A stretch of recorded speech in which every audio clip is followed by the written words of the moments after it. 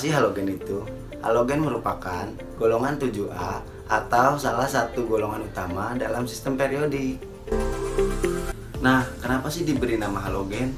Jadi, halogen itu berasal dari Yunani yang artinya pembentuk garam dengan reaksi langsung dengan logam karena memiliki sifat reaktif dan mudah bereaksi dengan logam.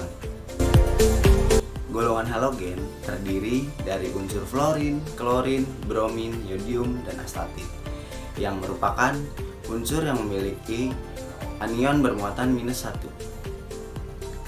Kelimpahan unsur halogen di alam itu bersumber di kerak bumi dan air laut dan ditemui dalam bentuk terikat.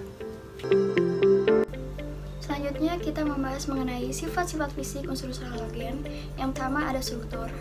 Nah, di sini unsur-unsur halogen di alam ditemukan sebagai molekul diatomiknya. Contohnya F2, Cl2, Br2, I2, kecuali dengan At atau astatit. Kestabilan energi ikatan dari Cl2 sampai I2 akan semakin berkurang. Energi ikatan dari atas sampai bawah akan semakin berkurang, kecuali dengan F2, karena F2 ini memiliki jari-jari yang kecil sehingga energi tolak-menolaknya akan semakin besar. Yang kedua wujud, F2 dan Cl2 ditemukan dalam bentuk gas, Br2 ditemukan dalam bentuk zat cair yang mudah menguap, sedangkan I2 ditemukan dalam bentuk padat yang mudah menyublim. 3. Warna. F2 berwarna kuning, Cl2 berwarna hijau, Br2 berwarna merah atau coklat tua dalam bentuk aqueous, I2 berwarna hitam dalam bentuk solid, ungu dalam bentuk gas, coklat dalam bentuk aqueous. Yang keempat, unsur-unsur halogen beraroma menusuk dan menyengat dan merupakan zat-zat yang beracun. Yang kelima, titik didih dan titik leleh. Dari atas ke bawah dalam satu periode halogen, titik didih dan titik lelehnya akan semakin meningkat karena halogen merupakan nonpolar, sehingga gaya tarik menarik antar molekulnya itu adalah dispersi atau yang kita sebut dengan gaya London. Nah, gaya London ini akan semakin meningkat seiring bertambahnya massa molekul relatif. Yang keenam, kelarutan. Unsur-unsur halogen larut dalam pelarut nonpolar dan air. Kelarutan dari F2 sampai I2 akan semakin berkurang karena semakin ke bawah akan semakin sukar untuk larut. Sifat kimia dari unsur golongan halogen. Yang pertama, kereaktifan dari unsur golongan halogen dalam satu golongan dari atas ke bawah cenderung semakin menurun. Hal ini berkaitan dengan afinitas elektron atau kecenderungan suatu unsur menarik satu elektron membentuk ion negatif.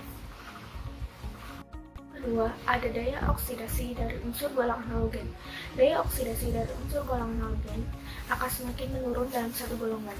Adapun nilai dari daya oksidasi unsur F+ adalah sebesar 2,87 volt, Cl+ sebesar 1,36 volt, Br+ sebesar 1,06 volt, dan I+ sebesar 0,54 volt.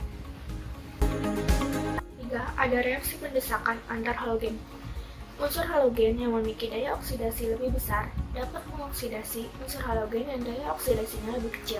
Contohnya, pada reaksi unsur Cl2 yang direaksikan dengan 2NaBr menghasilkan 2NaCl plus Br2, sedangkan unsur Br2 yang direaksikan dengan 2NaCl tidak dapat bereaksi. Hal ini karena daya oksidasi dari Br2 tidak lebih besar dibandingkan unsur dari Cl2 sehingga reaksi tersebut tidak dapat berlangsung. Nah, ada ciri khas dan kelimpahan dari unsur golongan halogen. Yang pertama, ada unsur fluor. Unsur fluor merupakan unsur yang paling ringan dalam golongan halogen, berwarna pucat dan sangat beracun. Dalam kondisi standar, unsur fluor ini memiliki aroma yang khas seperti O3 dan Cl2 yang sangat korosif. Dan unsur fluor merupakan unsur yang paling elektronegatif dan sangat reaktif dengan unsur lain, memiliki bilox -1, dan kelimpahannya dalam kerak bumi sekitar 0,054%. Adapun unsur fluor dapat ditemukan dalam mineral seperti fluorspar, kriolit, dan fluoropatit. Yang kedua ada unsur klorin. Unsur klor merupakan unsur kedua dari golongan halogen yang paling ringan.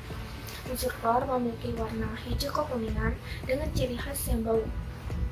Gas klor jika dihirup akan menyebabkan iritasi pada sistem pernapasan.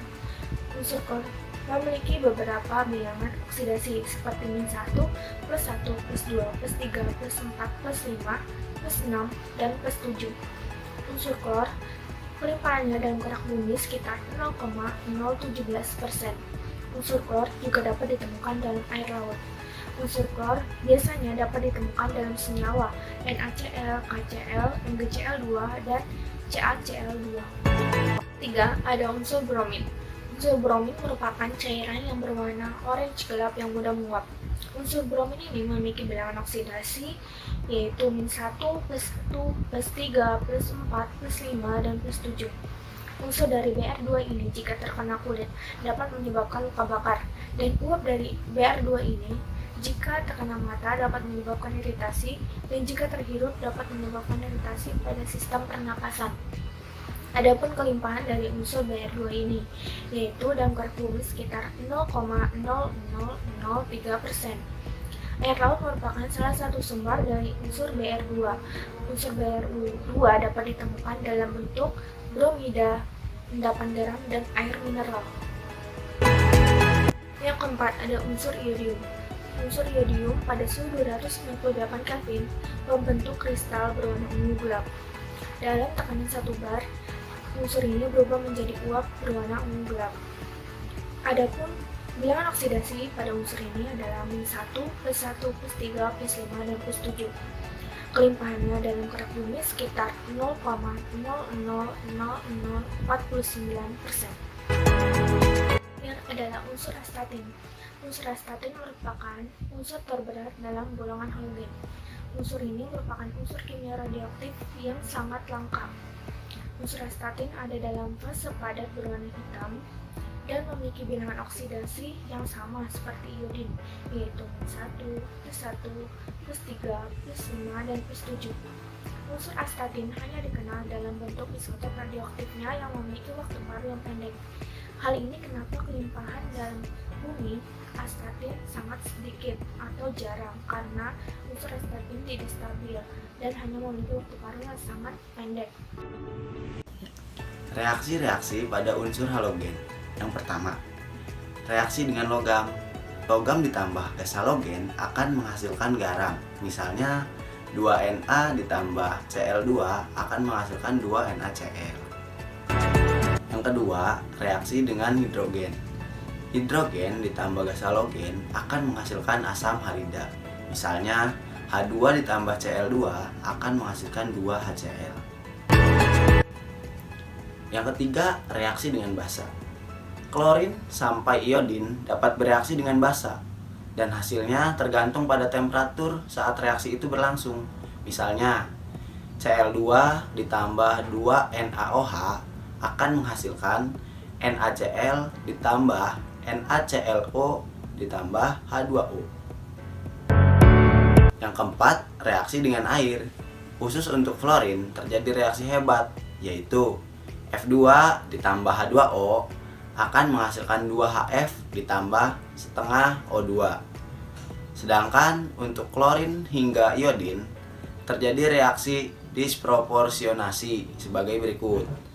X2 ditambah H2O akan menghasilkan HX ditambah HXO, di mana reaksi ini terjadi reaksi kesetimbangan. Dan yang kelima, ada reaksi antar halogen.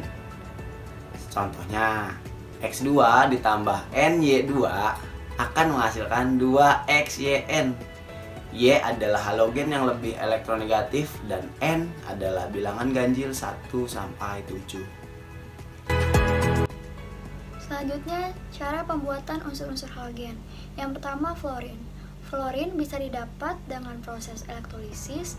Dalam pengelektrolisannya, fluorin didapat menggunakan campuran lelehan Kf dan Hf dengan anode grafit dan katodenya baja. Yang kedua, klor. Karena air laut dan garam batu merupakan sumber utama dari klorin, maka klorin dapat dibuat melalui proses Downs atau elektrolisis leburan NaCl dan proses Gibbs atau elektrolisis larutan NaCl yang biasa dibuat oleh industri atau komersial. Nah, klorin juga dapat dibuat dalam skala laboratorium dengan mereaksikan klorida dengan oksidator kuat, misalnya MnO2 dengan asam sulfat pekat. Yang ketiga, bromin. Bromin didapat dengan cara elektrolisis dengan memanfaatkan air laut sebagai sumber utamanya dan klorin untuk mengoksidasi Br- menjadi Br2. Yang keempat, yodium. Yodium dapat dibuat dengan mereaksikan iodida dengan oksidator kuat MnO2 dan asam sulfat pekat. Yang terakhir, astatin. Astatin diperoleh dari penembakan Bi atau bismut dengan partikel alfa helium, dan astatin merupakan radioaktif dan mempunyai waktu paruh yang sangat pendek. Selanjutnya, kegunaan unsur halogen dalam kehidupan sehari-hari. Yang pertama, fluor. Fluor itu dapat membuat senyawa freon yang kita gunakan dalam pendingin AC dan kulkas. Dan juga garam fluorida digunakan dalam pasta gigi dan air untuk mencegah kerusakan gigi. Sedangkan pada klor itu dapat digunakan sebagai bahan disinfektan dalam air dan kolam renang. Dan juga natrium hipoklorit digunakan sebagai zat pemutih pakaian. NaCl digunakan sebagai garam dapur, mengawetkan berbagai jenis makanan, dan mencairkan salju di jalan raya. Yang ketiga ada brom. Bromin dapat digunakan untuk membuat AgBr, yaitu bahan sensitif terhadap cahaya pada film fotografi, sehingga terbentuk reaksi 2AgBr akan menghasilkan 2Ag ditambah Br2 jika disinari sebagai bahan anti api. Nah, selanjutnya ada iodin. Iodin dapat digunakan dalam obat-obatan, contohnya iodoform, yaitu antiseptik. Selain itu, larutan iodin dalam alkohol digunakan sebagai antiseptik luka. Selanjutnya, iodin juga dapat digunakan untuk membuat perak iodida yang digunakan bersama dengan AgBr dalam film fotografi. Nah, sedangkan yang terakhir itu ada astatin. Astatin itu dalam pengaplikasiannya tidak dapat dimanfaatkan secara komersil karena astatin itu memiliki sifat yang radioaktif dan memiliki waktu paruh yang sangat pendek.